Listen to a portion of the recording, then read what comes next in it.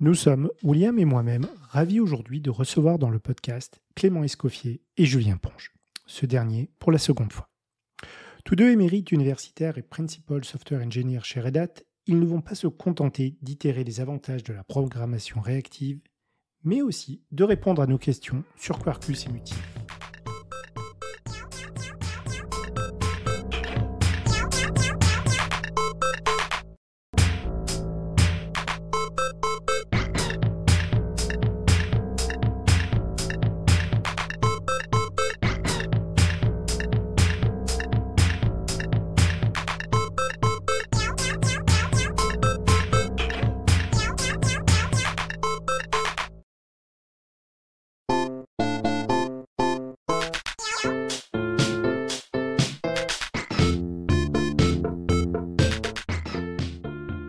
Bonjour Clément et Julien, merci d'être là dans ce podcast. Bonjour. Bonjour. Bonjour. Alors, donc aujourd'hui, on va parler de Mutiny. Est-ce que l'un d'entre vous deux, vous pouvez me dire rapidement qu'est-ce que c'est que ce projet ? Julien, vas-y, je te laisse. Eh bien, je vais vous parler rapidement de qu'est-ce que Mutiny. Alors, Mutiny, c'est un projet qui a été fondé par un certain Clément Escoffier. Il paraît que c'est un Français très connu. Et c'est un projet dont je m'occupe aujourd'hui. Alors, c'est ce qu'on appelle une bibliothèque de programmation réactive. C'est-à-dire que l'idée, c'est de faciliter la composition de votre code métier autour d'opérations asynchrones. Par exemple, voilà, vous recevez une requête HTTP, vous allez faire une requête vers une base de données qui va être asynchrone.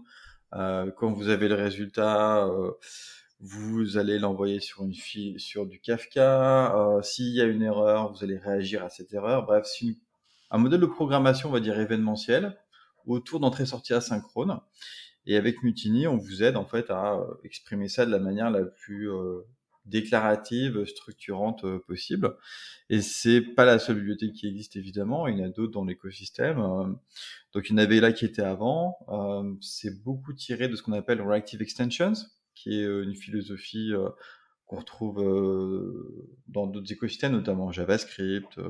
Il y avait Eric Java, qui est un peu l'ancêtre de toutes ces bibliothèques en Java. Il y a Reactor côté Spring, il y a Mutiny, donc on utilise dans l'écosystème Vertex et Quarkus, etc. Est-ce que Clément, tu penses que j'ai bien résumé l'œuvre que tu avais lancée ?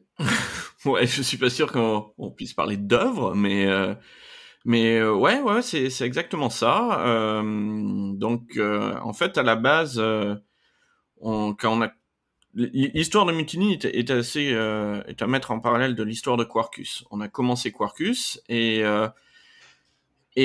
au début, on cherchait une API pour faire du réactif, mais beaucoup plus sympa que ce qu'on avait à la base, de base.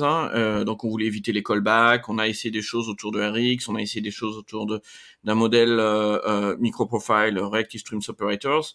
Mais en fait, la fluidité, l'expérience développeur, c'était toujours très très compliqué. On a regardé Completion Stage et en fait, on s'est aperçu que les gens ne savaient pas vraiment utiliser cette API et pour de très bonnes raisons. C'est qu'en fait, il y a plein de pièges, etc. Et donc, au bout d'un an du projet Quarkus, on a dit bon, on va remettre les choses à plat. On va essayer de voir un truc plus facile à utiliser. Et c'était vraiment ça notre idée, c'était de dire bon alors comment on peut apporter de la programmation réactive à des gens qui en ont jamais fait sans qu'ils se tirent une balle dans le pied ou dans la tête. Et en même temps, on réfléchissait à Quarkus, à comment construire de meilleurs systèmes distribués avec Quarkus. Et donc, évidemment, l'idée d'événement, l'idée de message est venue naturellement. Donc, quand j'ai commencé à designer les choses, après maintes itérations, je me suis dit, tiens, en fait, l'idée, ça serait de dire que dans Mutiny, tout est événement. Et en fait, quand on écrit du code, on va écrire du code événementiel. Donc, on va avoir des on items, des on failure, ce genre de choses. Et c'est ça qui a bootstrappé un peu cet effort en disant jusqu'où on peut aller avec cette idée d'événement.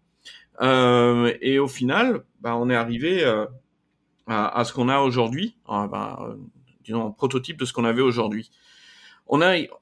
Quand je l'ai dit, on avait regardé autre chose. On a évidemment regardé Reactor et Eric Java. Et donc, Julien et moi-même, on vient de l'équipe Vertex à la base.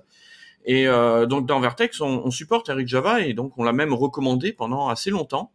Et donc on a eu, ça nous a donné l'opportunité de voir comment les gens utilisaient Eric Java ou Reactor, parce que finalement les API se ressemblent énormément.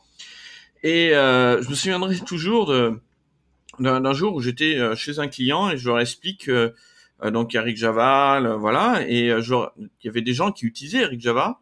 Et je leur explique comme ça, dans des tours d'un slide, la différence entre concat-map et flat-map. Et quand je leur ai expliqué que c'était pas du tout le même opérateur et que les choses étaient différentes et voilà, et qu'il y en avait un qui préservait l'ordre et pas l'autre, j'ai vu 2 personnes devenir blanches. C'est-à-dire que c'est des gens qui faisaient dans ce cas-là du Kafka, mais dont l'ordre des événements était extrêmement important. Et ils avaient donc utilisé flat-map parce que c'est super cool d'utiliser flat-map. Sauf que dans leur cas, ça a perturbé l'ordre des événements et ça leur a expliqué en un slide pourquoi ils avaient tellement de problèmes en production depuis quelques mois. Et en fait, voilà, tout ça pour résumer en disant, ces API, elles demandent un background fonctionnel qui est pas simple, qui est pas forcément courant. Et au final, on se retrouve avec des classes avec des centaines de méthodes.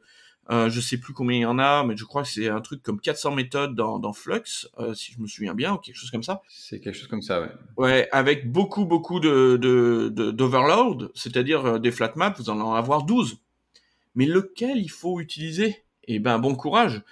Et quand j'ai fait des workshops autour de Eric Java, j'ai vu des gens qui étaient dans leur IDE, qui regardaient avec l'autocomplétion, et qui, au lieu d'essayer de comprendre ce qu'il fallait faire, regardaient, donc, parcouraient la liste des 400 méthodes pour trouver la méthode qui correspondait, la signature correspondait avec ce qu'ils avaient. Ouais, alors, comment dire? C'est un peu casse-gueule de le faire comme ça, parce que, voilà. Et le dernier point, c'est que finalement, on se retrouvait avec des gens qui avaient plutôt tendance à vouloir faire du code de ninja au lieu du code lisible et maintenable. C'est-à-dire qu'ils étaient super contents d'avoir réduit quelque chose qu'ils auraient pu écrire en 10 lignes. Ah oui, mais regarde, je peux en faire un one-liner en utilisant ce truc-là. Ouais, super. Mais c'est rarement toi qui maintiens ton propre code. La preuve, j'ai créé Mutiny, je l'ai délégué à Julien. Donc voilà. Donc ce genre de choses, oui, c'est très bien, c'est un exercice intellectuel, mais en même temps, c'est un exercice intellectuel qui peut être dangereux dans le sens où comme c'est pas nous qui allons maintenir le code qu'on écrit, il faut que le code qu'on écrive soit le plus lisible, le plus maintenable, le plus supportable possible. Et toutes ces librairies avaient tendance, oui, à pousser ce que j'appelle du code ninja, c'est-à-dire, je pense qu'on en a tous vu, du code où ça marche, c'est super, c'est concis, c'est très bien, mais si c'était vraiment ça qui faisait tourner l'IT aujourd'hui, je vais vous le dire, on ferait tous du Perl.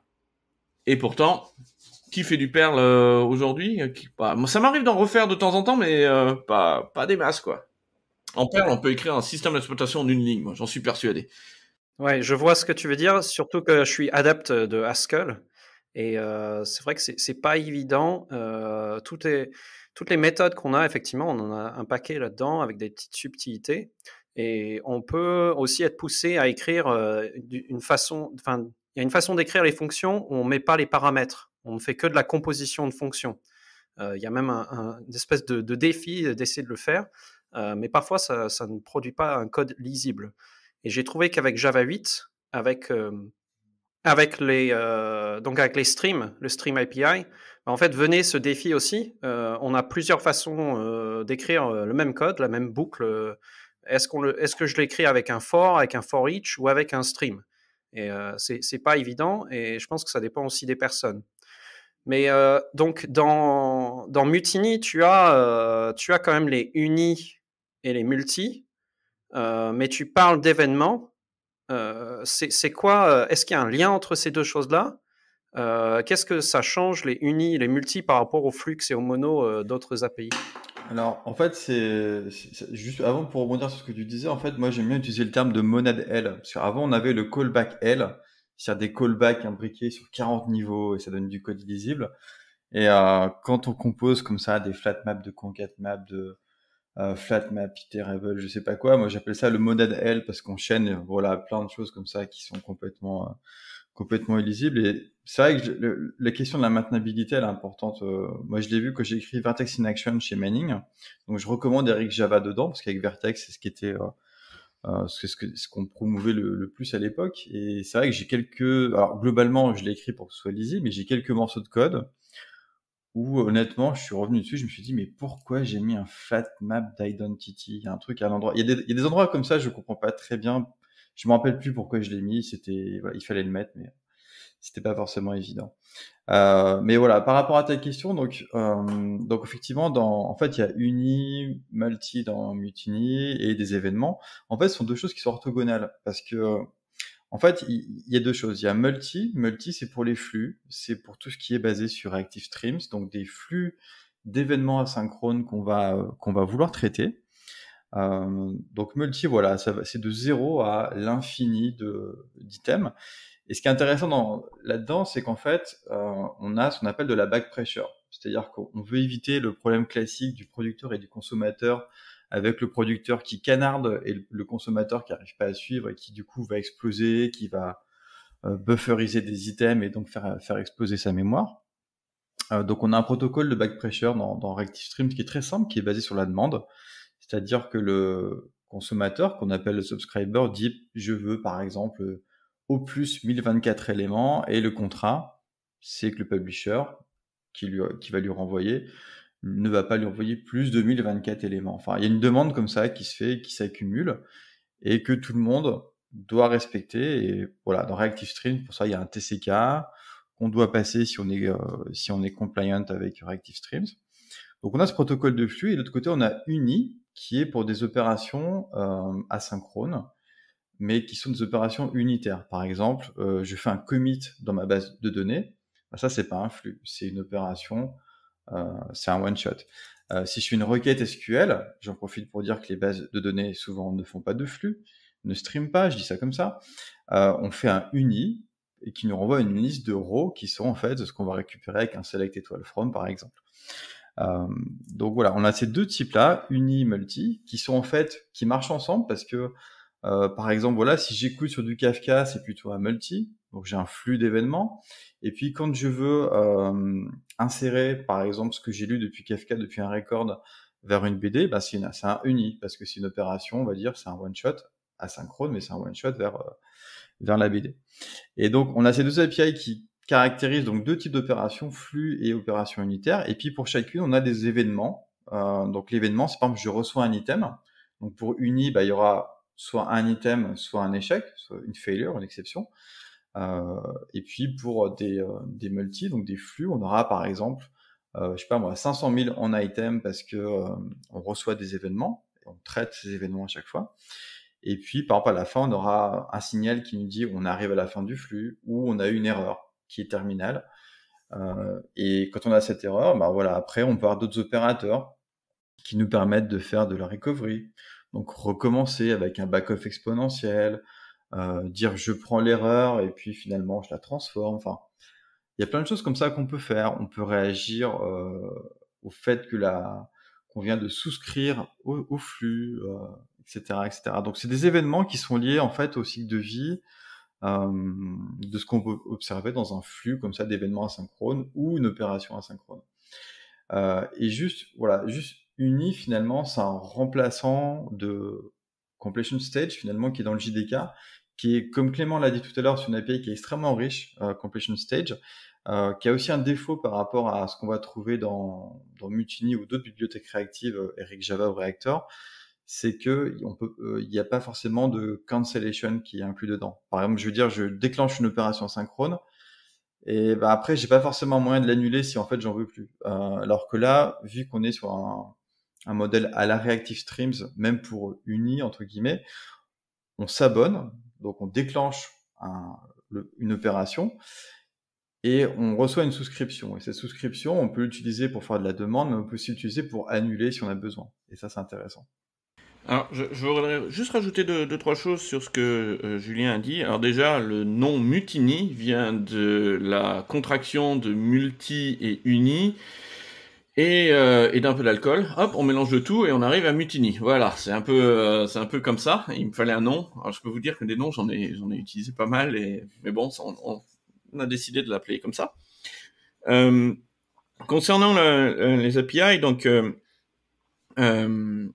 j'ai voulu dès le début avoir un très faible nombre de types. C'est-à-dire, par exemple, dans RX Java, je crois qu'il y en a 5 maintenant, hein, completable, single, observable, flowable et maybe. Là aussi, c'est difficile de savoir lequel il faut utiliser. C'est quoi la différence entre un observable et un publish, un flowable, ce genre de choses. Les types d'événements souscrits, par exemple entre un single et un maybe, c'est des choses qui sont un petit peu différentes. Donc bon, voilà, donc ça rajoute une complexité. Évidemment, ça rajoute une complexité dans l'API parce que à chaque fois, typiquement, si on reprend FlatMap, je vais avoir FlatMap to single, FlatMap to maybe, FlatMap. Voilà, il va y avoir une explosion du nombre de méthodes et justement, je voulais pas trop ça. D'un autre côté, Reactor, lui, a fait le choix d'avoir que 2 types et finalement, j'aimais ce choix dans le sens en disant, oui, il y a 2 types d'interactions. Il y a les interactions qui vont retourner 0 ou 1 résultat, c'est les RPC. Hein, on fait encore beaucoup de RPC, c'est le genre de choses qu'on va faire. Comme Julien l'a dit, les bases de données. Et puis, il va y avoir tout ce qui va être gestion de flux, où on a vraiment une séquence ordonnée d'événements. Alors, évidemment, on pense tout de suite à Kafka, on pense tout de suite à ce genre de choses, mais ça peut être d'autres choses, de la remontée de données dans de l'IoT, des builds sur un CI, donc on va avoir une séquence d'événements, ce genre de choses. Donc ouais, on peut avoir ce genre de choses assez rapidement, et donc il nous fallait un modèle pour modéliser ce genre d'interaction. Donc c'est pour ça que on allait sur ces 2 types.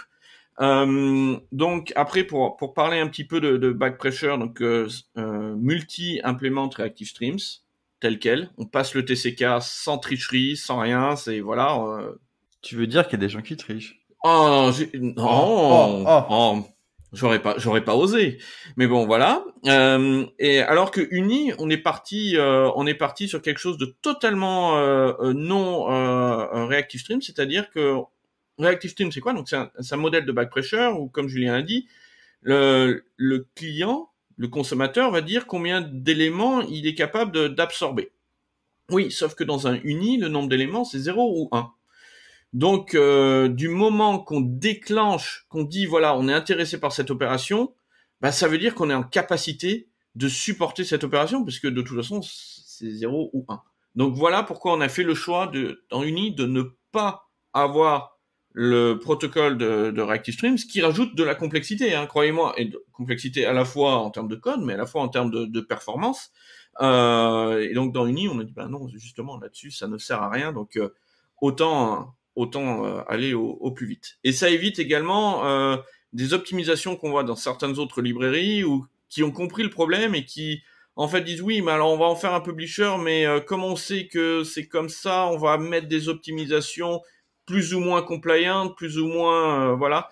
On voulait éviter ça parce que ça rajoute du code très obscur, pas forcément clair. Donc on a dit allez clairement. C'était un truc, hein, je voulais quelque chose de simple. À la base, et la complexité du code de Mutiny est bien moindre que les autres librairies. Déjà parce que je voulais quelque chose que j'étais capable de maintenir et capable de déléguer à quelqu'un d'autre sans qu'il perde sa santé mentale. Je suis pas sûr d'avoir réussi ce dernier point, mais bon. Alors moi j'ai une petite question parce que le nom de Mutiny en fait me faisait penser à mutinerie hein, en anglais. Et en fait, je pensais pas du tout donc à la contraction des 2 termes. Donc en fait, il y a quand même derrière, il y a quelque chose de vrai, je pense. Donc finalement, c'est une sorte de révolte contre l'implémentation d'autres API. C'est pas forcément mal, c'est au contraire bien. Je trouvais ça le terme super bien placé en fait. Tu me confirmes ou pas? C'est un peu l'idée en fait. Oui et non. Oui, c'est clair qu'on voyait une extension d'un écosystème qui voulait qui voulait dire Reactive, le Reactive dans Java, c'est ça, et on voyait pas forcément le danger de ce problème, de faire ça, mais ça, pour nous, ça n'allait pas dans la bonne direction. Ça allait faire tout ce que je disais au début, du code ninja, du code immaintenable, etc. Et donc, au final, on percevait que ce truc-là allait à un moment donné s'effondrer parce que déjà que le réactif c'est pas facile, hein, et clairement, je suis le premier à le dire. Attention, hein, c'est pas quelque chose qu'on peut, voilà. Là, c'était une surcharge en complexité qui le condamnait. Donc oui. Et ça, c'est ce qu'on a vu dans la première année de Quarkus, qu'en fait, la mayonnaise ne prenait pas. Or, depuis le début de Quarkus, on voulait unifier réactif et impératif. C'est d'ailleurs pour ça que j'ai rejoint le projet dès le tout début, quand c'était même pas public. C'était voilà, on voulait avoir un framework, les deux possibilités, avec des bridges entre les deux. Et donc ouais, quand on a étudié, ouais, c'était pas forcément ce qu'on voulait. Donc c'est vrai qu'il y avait un petit acte de résistance. Après, les noms des types étaient déjà connus avant, et puis ouais, ça faisait la petite blague en disant bah oui, Mutiny, voilà, ça marche, ça passe un petit peu ce message que on voulait quelque chose de différent, on voulait quelque chose de plus simple, de plus facile à utiliser, de plus maintenable. Voilà, c'est les choix qu'on a fait. Très bien, je trouve ça très bien. Vous parliez tout à l'heure de la complexité des méthodes et de ce que ça peut générer derrière. Pour avoir fait beaucoup de C avant, la différence entre calloc et malloc, ça me fait un peu penser à ton concat-mat. Voilà. Et exactement, en fait, tu peux te prendre les pieds dans le tapis et avoir des problèmes lorsque tu t'amuses à décoder des trames et d'avoir un problème d'allocation, parce que les deux méthodes ne font pas du tout la même chose. Et en fait, effectivement, c'est bien d'avoir une API de plus haut niveau qui cache cette complexité ou complication. Et à la fin, voilà, on reste sur Reactive Stream. C'est ça qui est important quand même de rappeler, c'est que Reactive Stream, c'est un écosystème. Il y a par exemple AK pour les gens qui aiment les acteurs, AK Streams. Enfin voilà, c'est un écosystème de composants qui, à partir du moment où on respecte les interfaces et le protocole de Reactive Stream, peuvent se parler de manière asynchrone proprement. Donc je peux mélanger du AK avec du Mutiny, avec du Reactor si je veux. Et puis d'ailleurs, nous dans Mutiny, on est des bons citoyens parce qu'on a on fournit des adaptateurs vers d'autres bibliothèques. Donc vers Eric Java 3 aujourd'hui, Eric Java 2, on vient de le retirer parce que voilà, il commence à être daté et plus maintenu. Et vers Reactor, donc on a des ponts dans les deux sens pour adapter directement si on veut pas descendre au niveau de Reactive Streams. Mais dans Mutiny, voilà, on dit je prends un publisher Reactive Streams en paramètre, j'en fais un multi. Et après, j'utilise l'API du Mutiny pour traiter les événements dessus. Ouais, j'ai entendu Nicolas me tendre la perche pour parler de Knevin. Ce dont j'ai l'impression, c'est qu'en fait, voilà, il y avait un besoin qui arrivait dans le marché, c'est sur cette notion de programmation réactive non bloquante, qu'on puisse avoir plus de bandes passantes en fait, sans nécessairement faire exploser le nombre de fils d'exécution qu'on a dans son application. On ne savait pas nécessairement exactement quel modèle était le mieux à choisir, donc Reactif et d'autres projets ont fourni un modèle assez ouvert, assez permissif, avec plein de méthodes, plein de choix, parce qu'en fait, on ne savait pas nécessairement c'était quoi qu'il fallait donner. Avec le temps, vous avez vu que, en fait, il y avait certaines patterns qui étaient pas très bien compris et certains patterns qui étaient les plus utilisés. Et donc, finalement, vous avez dit, allez, on va simplifier les cas qui finalement sont les plus utiles. C'est ça? On veut rendre la chose approchable. C'est vraiment l'idée, c'est le code que je veux. En fait, on est sorti d'une sémantique, on va dire, de programmation fonctionnelle parce que vraiment tout l'écosystème avait convergé là-dessus. Avec Eric Java et Reactor qui étaient les deux principaux et qui étaient en plus, il faut le dire, ils ont une base de code en interne extrêmement commune. Voilà, les projets sont quand même très très communs. Enfin voilà, ils sont vraiment très très proches historiquement, même si depuis ça a un peu divergé. Nous, ce qu'on a voulu, c'est pas avoir cette sémantique de programmation fonctionnelle parce que tout le monde n'a pas un bagage de programmation fonctionnelle. Et au contraire, nous, on a une API qui est un peu plus verbeuse, mais qui dit quand tu as une erreur, fais ceci, etc. Donc quelque chose, voilà, on n'est pas en train de dire fais un flat map sur ton erreur ou autre chose. On dit non. Quand tu as une erreur, tu fais ceci. Par exemple, si on veut faire un retry avec un back-off exponentiel, c'est retry with exponential back-off. Enfin, on a quelque chose, voilà. Si je reviens 6 mois après sur le code et que j'ai pas cherché, comme disait Clément, à faire le ninja, le super warrior du code, en principe, j'arrive à le relire. Et puis voilà, on a une façon d'écrire du code en Mutiny où on explique comment organiser donc c'est une API qui est assez fluide, assez fluente, comme on dit. Voilà, on a des patterns, on met plutôt sur une ligne les choses, une façon d'indenter que nous-mêmes on monte dans nos exemples. Et quand on suit ça, voilà, on a quelque chose qui se relie. Et c'est vraiment l'objectif. Les terminologies aussi, en fait, ont changé. C'est plus quelque chose. Les rouages internes, finalement, c'est une terminologie qui est presque plus métier. C'est exactement. Quelle est la finalité que tu attends d'avoir. Exactement. Et vraiment sur un modèle d'événement. C'est vraiment ça. C'est le code qu'on écrit dans 90% du cas, à part si on fait des frameworks, si on fait du middleware, mais dans la plupart du code que les gens écrivent, c'est du code métier. Et si ton code métier il est noyé dans du code, voilà, dans un truc, finalement, est-ce que tu comprends encore le code métier? Et le code métier, c'est souvent complexe parce que c'est un peu le truc, hein. C'est souvent, il y a des règles. C'est un vocabulaire qui est complètement différent. Et on voulait, voilà, le mettre que le métier soit le plus apparent possible. Et en fait, quand on regarde un peu comment sont faits, comment on design les applications aujourd'hui, il y a plein de nouveaux. C'est vraiment des workshops, hein, des activités de brainstorming, etc., qui sont en train d'être faites. Et il y en a beaucoup qui reprennent l'idée de process, événements, etc., etc. Et c'est un des points que j'avais eu au tout début, juste avant que je commence Mutiny. J'avais fait ce genre de workshop et j'avais dit, tiens, c'est marrant, parce que là, sur mon tableau, j'ai mes composants, j'ai les événements d'entrée, les événements de sortie, et au final, mon code, je peux pratiquement le décliner à partir de ça. Et c'est comme on avait ces événements métiers, je me suis dit, voilà, c'est ça que le code doit gérer. C'est on new payment, on voilà, quand j'ai un nouveau paiement, je vais faire ça. Quand j'ai un événement quand mon colis est livré, je vais faire ça, etc., etc.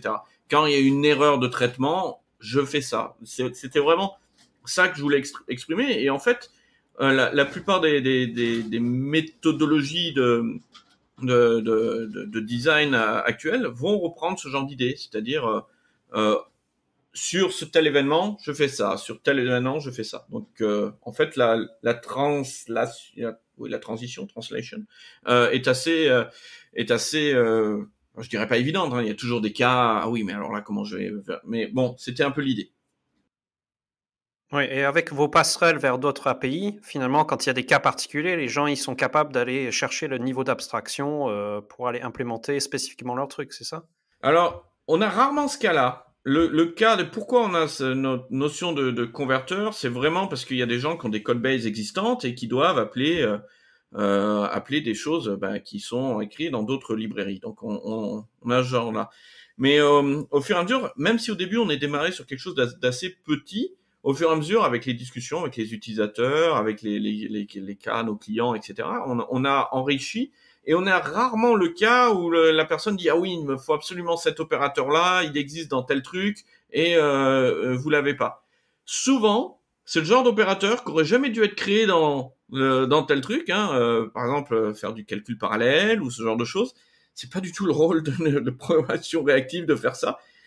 Et dans ce cas-là, on dit non, mais en fait, le use case il est pas bon, il faut le redéfinir un petit peu mieux. Et souvent, il y a du gain à la fin, hein, en termes de simplicité et même souvent en termes de performance, en réécrivant, en rediscutant, en disant voilà ce que vous voulez faire, voilà comment il faut l'écrire.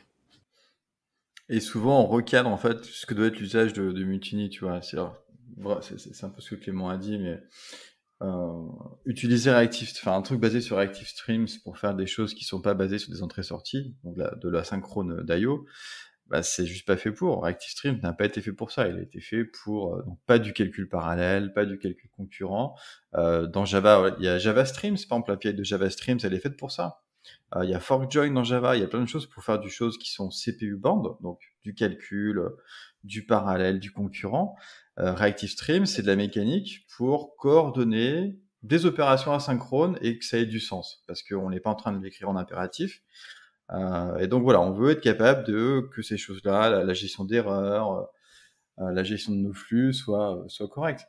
Donc on essaie aussi souvent de dire attention, essayez pas d'utiliser Mutiny pour ce qui n'est pas son environnement naturel, j'ai envie de dire, qui sont les opérations asynchrones I/O, quoi. Oui, en fait, c'est exactement ça. Encore une fois, je vais revenir à Quarkus, mais donc l'idée, c'était de faire des meilleurs systèmes distribués. On est dans un monde, c'était vrai il y a 3 ans, c'est encore vrai aujourd'hui, mais bon, le microservice, tout le monde en entend parler, on y va vraiment dessus. Le monde des API Gateway, le monde des événements, voilà, à gérer.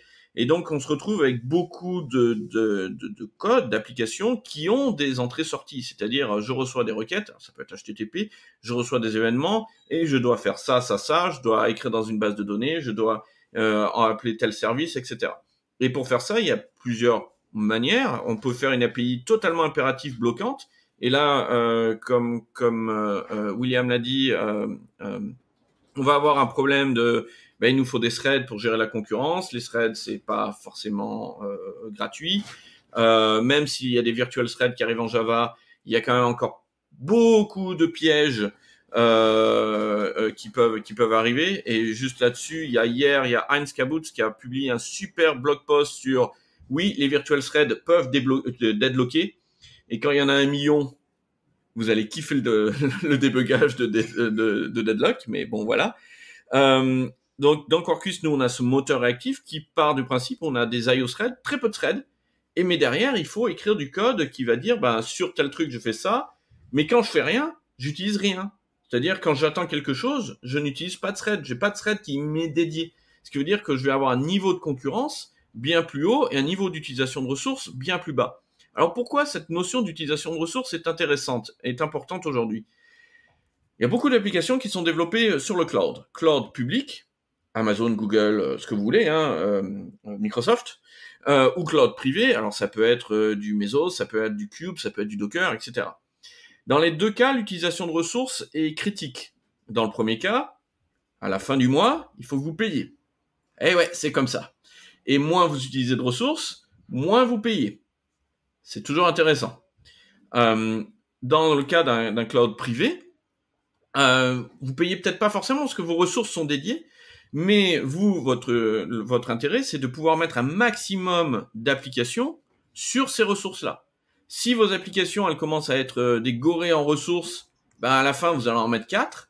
Si vous faites un peu attention, vous allez en mettre 8. Et si vous faites vraiment attention, vous allez peut-être en mettre 100.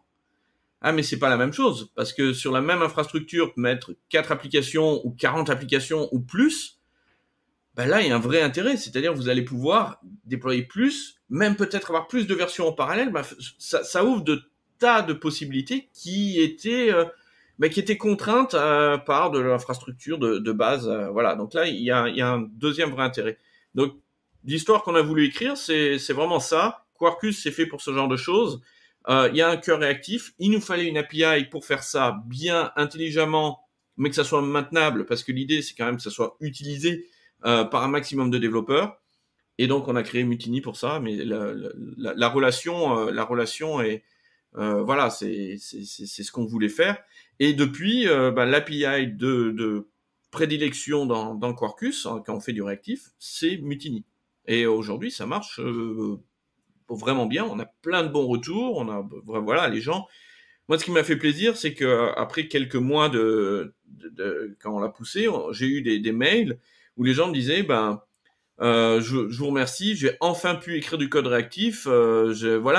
J'avais essayé avant, j'avais jamais réussi. Maintenant, on a des vrais gains en termes de densité dans ce cas-là. Ça nous a permis d'aller de passer cette étape-là et d'aller plus loin. Et pour notre business, dans leur business, pour eux, c'était clé. Donc voilà, moi ça m'a fait très plaisir. C'est ce qui me motive encore de continuer dans cette histoire-là. C'est pas forcément une histoire, c'est plutôt un voyage parce on n'est pas encore à la fin. Hein, on a encore quelques trucs à faire. Et donc la performance, c'est quelque chose qui est un objectif, c'est quelque chose que vous suivez, que vous comparez avec d'autres, vous avez des benchmarks, etc. Ouais, alors en fait, on a publié un article de recherche au printemps, non pas au printemps, à l'automne dernier, où effectivement, en fait, on a discuté, on va dire, des performances de Mutiny et d'autres bibliothèques de programmation réactive en Java. Donc, on s'est comparé à Java, Reactor, on a essayé d'analyser un petit peu tout ça. Alors, d'où ça vient Donc moi, quand j'ai rejoint Mutiny, j'ai commencé à apporter ma patte sur les API, j'ai commencé à rentrer dans le code, commencer à implémenter, et puis assez vite, je me suis dit, bon, je vais faire un travail de perf pour voir comment réduire les stack traces, gagner en perf un peu à droite à gauche. Juste avant ça, je voulais juste te dire, moi au début, quand j'ai commencé Mutiny, je voulais vraiment travailler sur le côté API, pas du tout perf. Donc perf pour moi c'était, ouais, c'est pas grave, je verrai plus tard.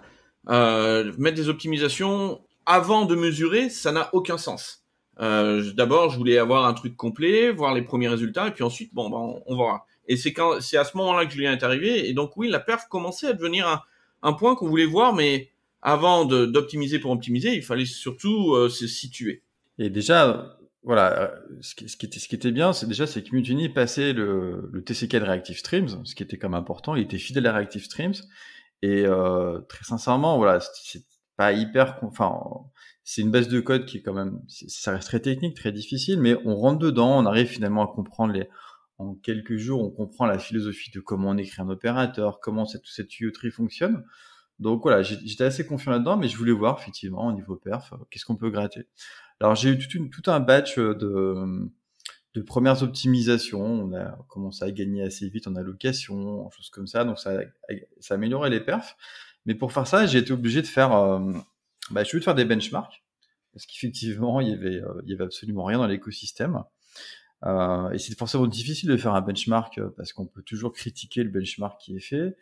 Et il n'y a pas exactement les mêmes opérateurs dans toutes les bibliothèques, et puis il y en a plein. Donc j'ai pris des choses qui sont représentatives, c'est-à-dire je vais filtrer des éléments, je vais les transformer de manière synchrone, de manière asynchrone. Enfin voilà, j'ai pas cherché à avoir tous les opérateurs tout comparés, mais faire les quelques opérateurs principaux, et puis des motifs d'usage, on va dire assez classiques, genre je filtre un élément, je transforme, puis je le retransforme, à la fin ça définit mon pipeline, quoi.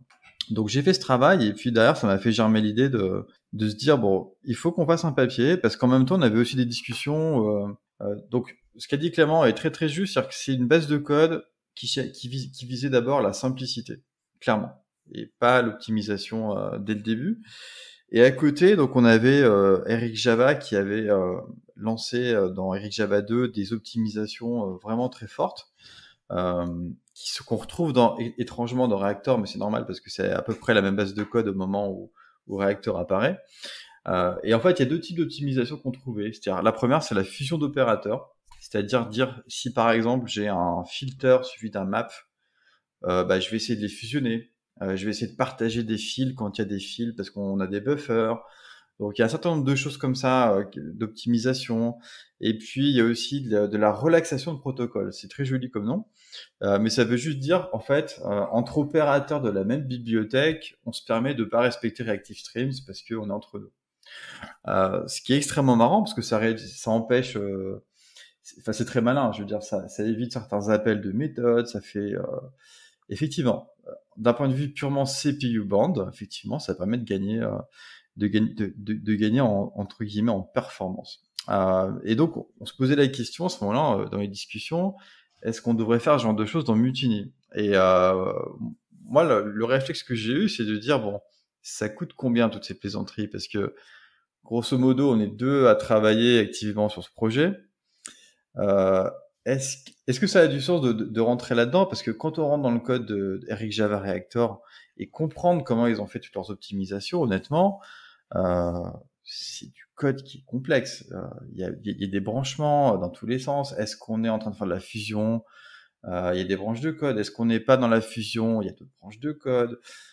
Et d'ailleurs, c'est assez marrant parce que quand on fait des benchmarks, très vite, je me suis dit, il faut que j'ai un publisher au début et un subscriber à la fin qui ne viennent d'aucune bibliothèque, qui soit vraiment pure ActiveStreams, parce que sinon, on commence à faire de la fusion de bout en bout. Et ça donne des trucs, on mesure vraiment n'importe quoi. Donc voilà, on est rentré là-dedans, on s'est posé ces questions, puis voilà, je me suis dit, ok, on va mesurer tout ça, on va essayer de voir si est-ce que c'est représentatif finalement, est-ce que vraiment ces optimisations sont efficaces. Et il y en a même une autre d'ailleurs, qui était marrante, c'est du prefetching, c'est-à-dire qu'un opérateur de lui-même dit, je vais demander un peu plus au cas où on me demande après des éléments, donc il anticipe un peu la demande en faisant du prefetch. Comme ça, quand on lui demande des éléments, par exemple, si on les fait un par un, du coup, il les a déjà en mémoire et il peut les donner. Et en fait, assez vite, quand on fait alors, il y a deux types dans ce papier qu'on a publié, qui est un article, qui a été relu par des scientifiques. Hein. C'est pas un papier, c'est pas un white paper, c'est pas un papier qu'on a sorti comme un blog post, c'est un article de recherche qui a été validé. Il y a une démarche expérimentale qui est reproductible. Enfin voilà, on a fait un vrai travail scientifique.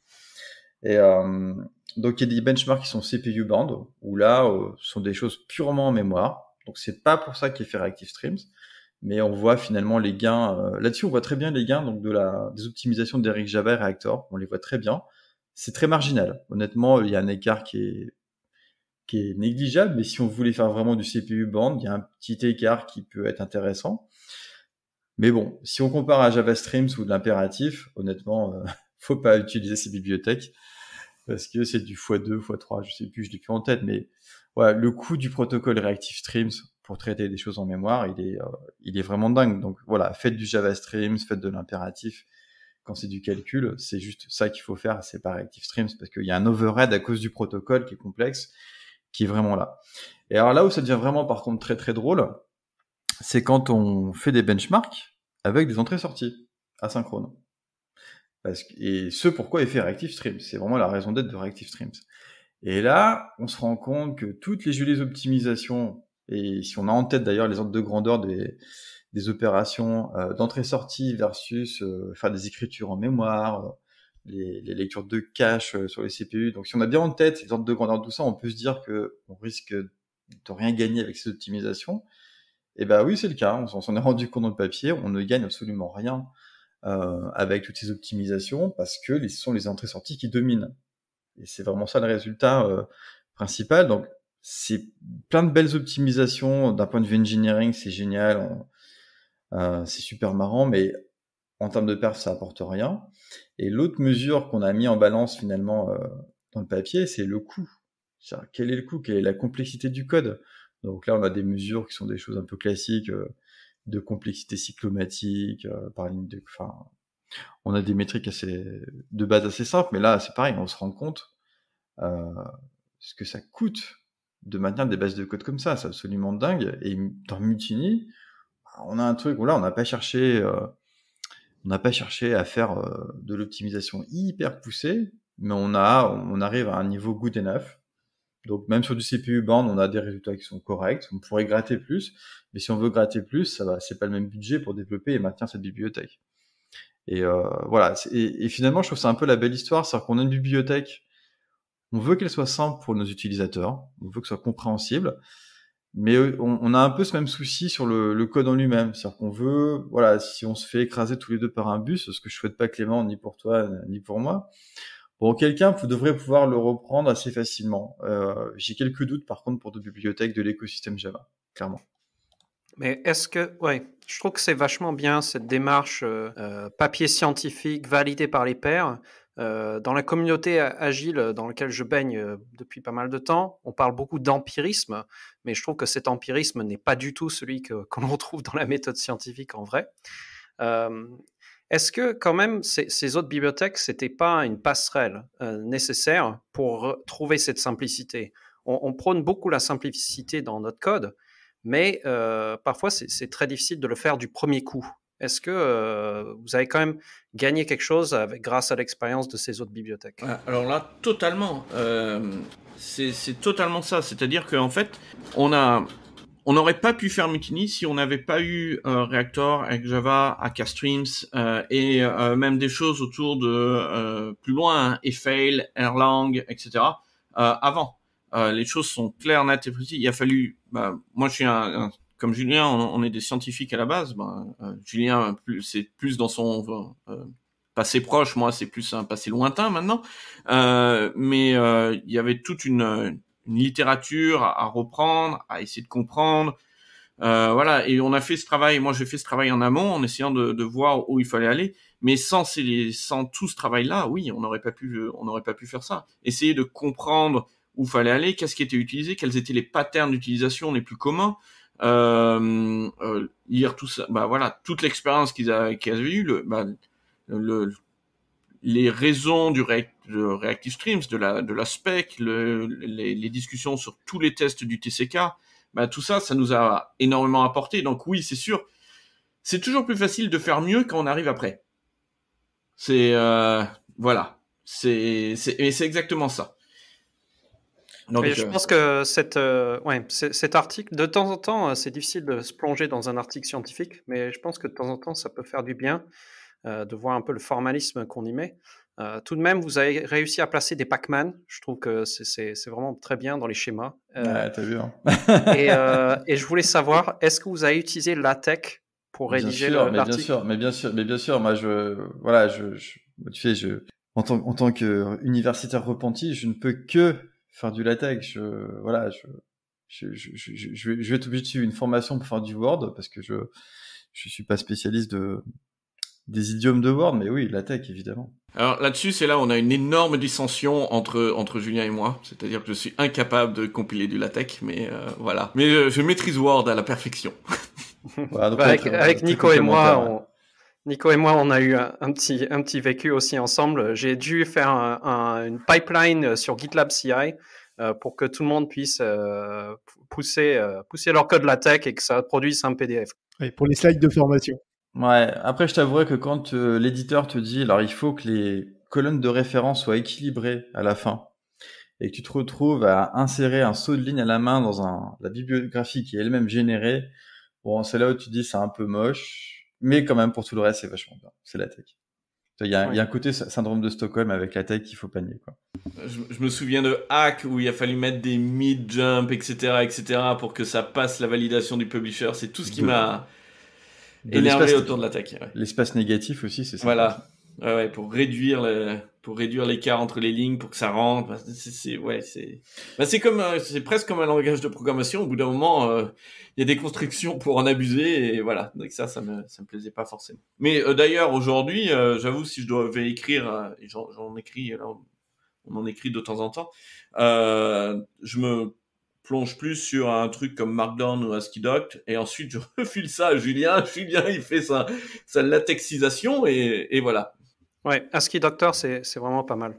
Je voulais parler aussi d'une autre expérience de Nico et moi par le passé avec Vertex. C'est comment tester de manière automatisée ce genre de choses. On s'était rendu compte avec une petite session de pair programming, Nico et moi, que c'était pas évident. Est-ce que vous avez des choses particulières ? Est-ce que vous avez un peu vous êtes penché un peu sur ces considérations-là ? Bien sûr, ouais. Alors en fait, ce qui est le premier truc en fait qui surprend les gens, ça nous est arrivé aussi la première fois qu'on a fait de l'asynchrone, hein, c'est que les frameworks de test, que ce soit JUnit ou autres, ils sont tous pensés avec cette idée que finalement ma méthode de test, elle est appelée depuis le thread du runner en fait des tests, quoi. Et le code et donc du coup l'idée c'est que voilà, quand je fais de l'impératif, je fais mes assertions et puis quand je quitte la méthode, j'ai quitté mon test et s'il s'est rien passé, j'ai réussi. Pour l'asynchrone, c'est différent parce que le code qu'on écrit dans la méthode, en fait, il prépare les traitements asynchrones, il les démarre, par exemple, il crée une requête HTTP, il lance un serveur HTTP, etc. Mais on va arriver à la fin de la méthode et le code ne s'est pas encore exécuté puisque c'est asynchrone. Donc on doit attendre, etc. Il faut finalement, au niveau des supports de test, faire attendre le thread principal pour que ce qui va se passer sur d'autres threads, parce que c'est asynchrone, puisse exécuter. Alors pour ça, il y a différentes, il y a des choses dans Mutiny, il y a des choses dans Vertex, et puis dans Quarkus. Pour Vertex, moi j'avais fait le support JUnit 5, sur lequel d'ailleurs il faudrait peut-être remettre un petit coup de peinture par rapport à ce qui est devenu Vertex et JUnit 5. Et juste pour ça, JUnit 5 a été bien repensé pour pouvoir gérer ce cas asynchrones, il a les bons plugs, les bonnes extensions, bah voilà, il a les bons hooks pour faire les hooks corrects, et ça a aidé, ça a énormément aidé pour écrire encore du code JUnit 4 ou même TestNG. Ouais, JUnit 5, c'est juste un monde d'après, quoi. Ah, c'est très très composable. Donc voilà, avec effectivement JUnit 5 ou autre, il y a moyen de faire attendre assez facilement le thread principal pour que des assertions se passent dans d'autres threads et puis nous notifient. Donc il faut quand même au niveau API, il y a un petit peu de glue pour qu'il y ait des objets qui permettent de recevoir l'information qu'on a réussi ou échoué à tous les checkpoints, toutes les assertions. Et puis dans Mutiny, on a des subscribers, donc qui vont s'abonner à des publishers et qui nous permettent d'observer les événements, donc vérifier est-ce que j'ai complété, est-ce que j'ai une failure, est-ce que j'ai reçu mes événements. On a même aussi des espions qu'on a appelés les spies, qui nous permettent de dire tu vas espionner sur tel ou tel événement un publisher. Par exemple, tu vas observer ses émissions d'items ou de failure ou ce qui se passe avec la gestion de la demande. Et puis après, on peut inspecter en fait tout ce qui s'est passé et du coup écrire des assertions qui nous permettent dans les tests unitaires de vérifier si les choses se sont bien passées. Donc oui, on a des choses. Le test, c'est extrêmement important, bien sûr, quand on écrit du code. On essaie d'amener des choses. C'est un petit peu différent. Mais c'est comme quand on rentre dans l'asynchrone la première fois, finalement. Il faut comprendre d'autres idiomes et rentrer dans une philosophie un petit peu différente. Mais voilà, avec un petit peu d'outillage, je trouve qu'on n'y arrive pas trop mal, quoi. Même si on peut toujours faire mieux. Oui, après, il y a toujours le cas, et j'avoue, je l'utilise encore énormément, c'est d'écrire son pipeline asynchrone, etc., particulièrement avec Uni, et dans le test, de faire un await, c'est-à-dire attendre le résultat, at most, parce que bon, on veut un timeout, on veut pas attendre, voilà. Donc on repasse sur un mode impératif, mais ça fonctionne très très bien, et dans 90% des cas, ça va faire le boulot. Après, les spies, les subscribers, c'est vraiment si on veut aller vraiment finement. Et ça me rappelle une histoire, c'était il y a quelques années, j'étais encore sur Vertex, où il y a quelqu'un qui m'a sorti oui, je comprends pas, Vertex, il y a un comportement différent en test et en prod. Tiens, c'est quand même bizarre ça, un comportement différent. C'était donc quelqu'un qui faisait du TDD, un grand, voilà, il voulait forcément faire du TDD, donc il avait écrit ses tests sans forcément comprendre la synchrone. Donc en fait, il avait fait ses tests avec ses callbacks, avec ses insertions dans ses callbacks, et puis ça avec un add test, etc. Et les tests sont passés du premier coup. Oui, évidemment, rien ne s'est exécuté. Et évidemment, quand ils sont rentrés en prod, et que le code s'exécutait, ça marchait beaucoup moins bien. Et voilà, donc ouais, c'est sûr, c'est ce que Julien disait à des moments. Oui, au début, ça peut surprendre, mais après, quand on comprend, on dit, oui, en fait, mon test, il s'exécutait pas du tout, donc il checkait rien. Donc ouais, j'avais tous mes tests verts, mais voilà. Donc ouais, le TDD, ça marche que si au début les tests sont rouges. Hein. Si les tests sont verts dès le début, il y a anguille sous roche. Tu as parlé de Vertex, quelque chose que je voulais rajouter. Donc, on a beaucoup de questions sur la relation entre Mutiny et Vertex. J'ai même eu la question en disant, est-ce que Mutiny vise à remplacer Vertex? Non, c'est justement, c'est pas du tout ça. Dans Quarkus, encore une fois, on a un cœur réactif. Ce cœur réactif, c'est Vertex et Netty, et voilà.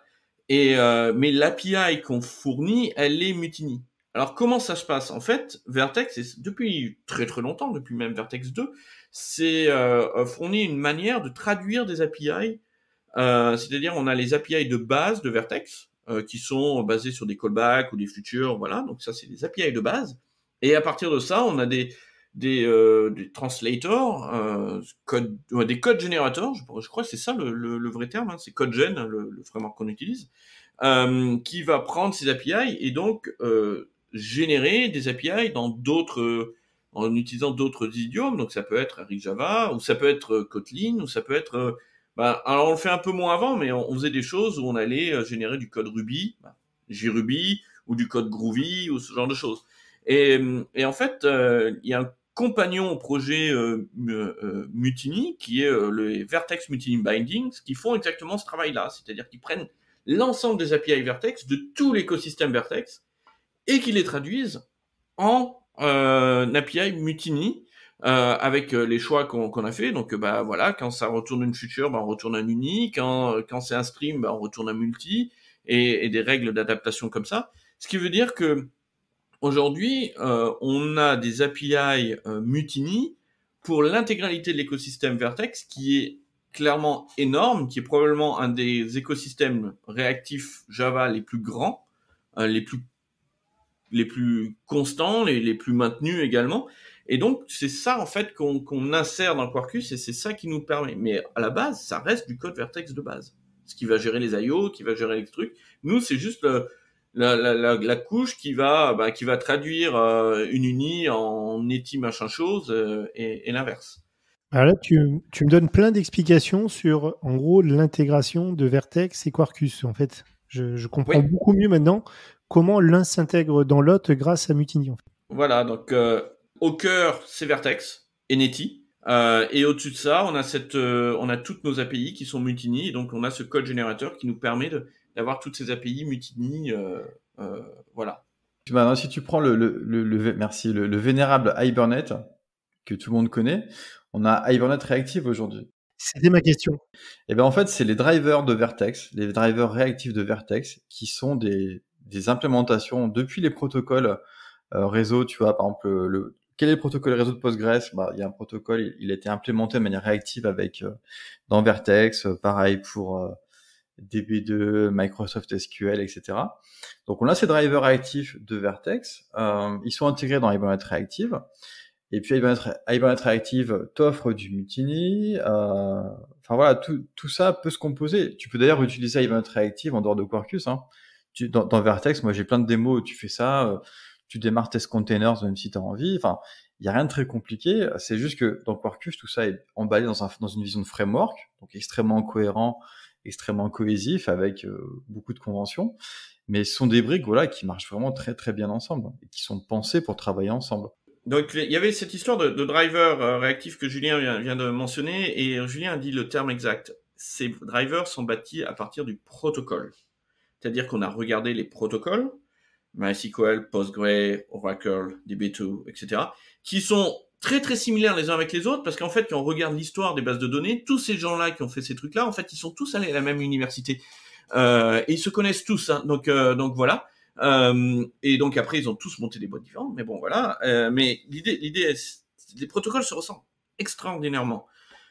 Et c'est quand on a regardé ces protocoles-là qu'on s'est aperçu qu'en fait, ces protocoles, ils ont été designés au début des années 90, plus ou moins. Et ils ont gardé cette nature des années 90 où c'était vraiment du command reply, request reply, etc. Et c'est quand on a regardé ces protocoles-là qu'on s'est aperçu, mais en fait, toutes ces bases de données, elles streament pas, elles ne savent pas streamer. Le streaming sur une base de données classique, relationnelle, encore une fois, ça va demander de garder des connexions ouvertes, des fois même de garder des transactions ouvertes. C'est excessivement cher. Et un des points qui a été, des décisions qui a été faites dans Vertex, mais également dans Hibernate Reactive, avec le contrôle des gens de Hibernate, hein, donc Gavin King, Sané, etc., donc des gens qui maîtrisent un tout petit peu ce que c'est qu'une base de données, qui ont fait plus de 20 ans de base de données derrière eux, donc ils savent. Ils ont été d'accord avec nous en disant, oui, en fait, si l'API qu'on exposait était une API de streaming, qu'on masquait du streaming, en fait, on offre la manière la plus simple de tuer votre application. C'est-à-dire que les gens ils vont dire, mais c'est trop bien, je vais pouvoir faire du stream. Oui, sauf que la complexité et l'adaptation, parce que le protocole ne le supporte pas, ça va masquer un tas de trade-off, un tas de choix qui vont être faits, et au final, ton application, elle sera très très peu concurrente, elle va avoir des tas et des tas de soucis, et nous, l'analyse qu'on a faite en partant du protocole, c'est de dire, mais alors aujourd'hui, on peut pas. Donc, si vous voulez, l'API de base, elle est request reply, unie de liste, unie de ce genre de choses. Si vous voulez faire du streaming, vous avez la possibilité, avec le big warning, attention, vous allez là-dessus, il faut comprendre ce qui se passe en dessous. Et ça nous a été confirmé donc pour Postgre, pour Oracle, parce qu'on a des discussions avec eux également, voilà, et par les gens d'Hibernate. Et c'est pour ça, on a souvent cette question de pourquoi on n'a pas suivi R2DBC, etc. La raison, elle est là. La raison, c'est qu'en fait, en regardant en dessous, encore une fois, il faut éviter de donner une manière à nos utilisateurs de se tirer une balle dans le pied. Et d'ailleurs, si vous regardez R2DBC, alors je suis pas là pour taper sur R2DBC, hein, Mais quand vous prenez l'API, tout est publisher. Donc, vous voulez vous connecter, enfin, vous demandez à une connexion, c'est un publisher. Donc, on vous renvoie un flux de connexions alors qu'il n'y en aura qu'une. Et puis, une fois que vous avez la connexion, vous allez l'ouvrir. Donc, ça, c'est pareil, c'est un publisher. Alors qu'en fait, c'est une opération. C'est pas 1 million de résultats que vous allez avoir. Donc, tout est publisher, c'est un truc absolument kafkaïen, je trouve, qui n'a pas, enfin, voilà. C'est la version réactive de JDBC? Parce que Non, bah, très connu. non. Enfin, en fait, ça se présente comme étant un standard, mais c'est pas un standard. Enfin, il n'y a pas d'organisation qui sanctionne ça. Il y a même pas de consortium, on va dire, d'industriels fort là-dessus, quoi. C'est autant JDBC, voilà, il y a une spec, il y a une JSR. Il y a eu un consortium, mais il est mort. Bah voilà. D'accord. Exactement. Mais voilà, le R2DBC, finalement, c'est supposé être un JDBC réactif. Voilà, c'est supposé être ça. Mais en pratique, d'ailleurs, voilà, il y a aussi des problèmes de correction et de performance. Hein. Alors, je tiens à dire, c'est pas vraiment un JDBC réactif, parce que JDBC n'a pas fait cette erreur de mettre des streams partout. Ah oui. JDBC, ça reste du request reply, et oui, on peut faire des cursors, mais c'est une API plus complexe. Dans 90% des cas, on va pas faire de curseur. Le curseur, ça va être que, ah oui, ok, je veux faire ça, et là, je vais faire un curseur, je vais faire ce genre de choses. Mais la plupart du temps, on va faire du execute, on va faire du prepare statement, etc. Donc voilà, est-ce que généraliser l'utilisation de curseurs, ça veut dire ça, hein, pour toutes les opérations, est-ce que c'est vraiment ça qu'on veut, sachant le coût que ça. Alors, je le redis, tout ça, c'est valable pour les bases de données relationnelles. Les bases de données de type NoSQL ont des protocoles différents, beaucoup plus modernes. Donc, certains n'ont pas les limitations et sont capables de faire du pipelining, de faire du multiplexing et donc être capable de faire du streaming de manière performante, raisonnablement performante. Mais le pipelining, est-ce que tu peux l'expliquer? Parce qu'on en a parlé au Marseille Java User Group avec Thomas Ségismond, dont Julien parlait tout à l'heure. Mais effectivement, c'est pas un concept très connu. Alors, le pipelining, c'est en fait relativement vieux. Hein, ça vient de HTTP 1.1, donc voilà, c'est quelque chose qui est là depuis un certain temps.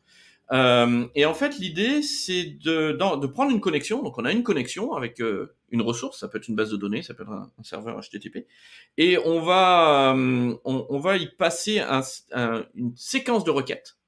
Et d'habitude, on fait requête, on attend la réponse, requête, on attend la réponse, requête, on attend la réponse. Le pipelining consiste à passer une séquence de requêtes et ensuite on aura les réponses dans l'ordre. Alors évidemment, ça ne marche que si les requêtes qu'on passe n'ont pas de relation avec la première requête. Sinon, ça marche pas, hein, évidemment. On peut pas avoir de flow control là-dedans. Mais l'idée, c'est d'envoyer des requêtes comme ça, paf, paf, paf, et ensuite de récupérer les résultats. Donc on économise un grand nombre d'allers-retours. C'est toute l'idée. Parce qu'évidemment, on va pouvoir passer en une frame, ça dépend du framing, mais bon, grosso modo, on va pouvoir passer nos requêtes d'affilée et attendre nos résultats et les avoir les uns après les autres. Voilà. L'ordre est important. Hein. Si évidemment, le pipelining demande que l'ordre des réponses soit dans l'ordre des requêtes. Voilà, c'est ça le pipelining. Et le multiplexing, c'est la capacité sur une même connexion de faire des request reply complètement... voilà, dans n'importe quel ordre, de pouvoir passer plusieurs requêtes et des réponses en même temps, ça demande des protocoles beaucoup plus complexes. Beaucoup plus complexes. TCP le fait, hein, attention. Voilà. HTTP2, c'est un bon exemple de multiplexing. Hein. Exactement, HTTP2 est capable de faire ça. Même si l'utilisation du multiplexing d'un HTTP2 est pas... Ça pas rencontré son public, on va dire. Ça risque d'être beaucoup plus faisable. Les use cases vont vraiment démarrer avec HTTP3 qui rajoute d'autres choses autour qui vont nous permettre de faire des choses vraiment vraiment sympas. Mais bon, aujourd'hui HTTP3 ça reste encore un peu de la science-fiction, hein. Ça arrive, hein, mais il y a assez peu de serveurs qui sont capables de le supporter et assez peu de clients aussi, hein. Tant que les navigateurs ne le supportent pas, voilà. Mais ouais, la bonne vieille méthode fetch ou le bon vieux jQuery Ajax risque d'avoir un peu de dépoussiérage quand ça va arriver. Et au niveau des bases de données, il faut évidemment que pour le pipelining, elles le supportent. Donc j'imagine que toutes ne le supportent pas actuellement. Dans les drivers réactifs de Vertex, il y a MySQL et Postgre. Je ne sais pas les autres qui sont en attente, peut-être Oracle et Alors, MS SQL Oracle, Server, je pense. Ou pas, Oracle ne je le ne sais pas. supporte Ah, il ne pas supporte pas. actuellement. C'est quelque chose qu'ils veulent rajouter, mais nos discussions disent oui, mais ça va prendre du temps. C'est clair, net et précis. Du temps, ça se compte en années. Hein. Alors, mais ça, c'est un travail presque en cours. Le multiplexing, c'est du temps qui se compte en beaucoup d'années. DB2, je ne sais pas. Julien, est-ce que tu le sais sur DB2?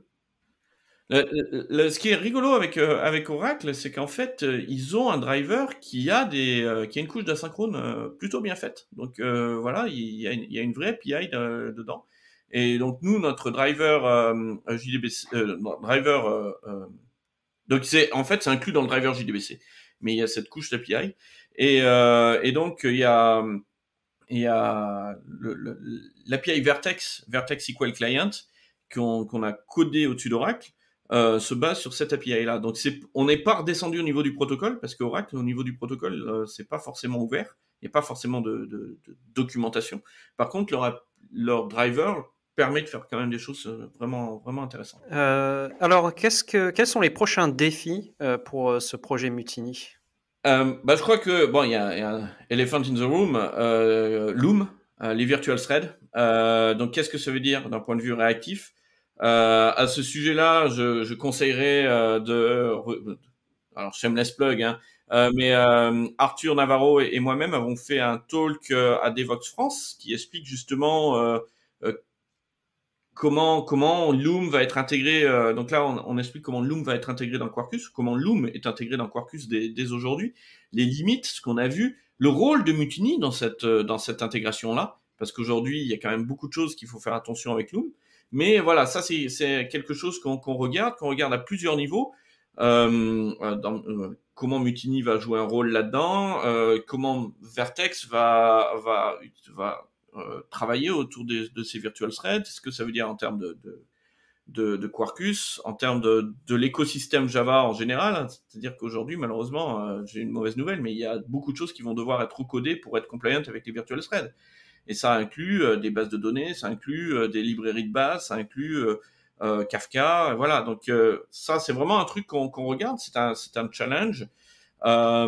C'est hyper intéressant, souvent très très technique. On a la chance, et je tiens à le dire, je l'ai déjà cité, mais d'avoir Arthur Navarro qui a un thésard en...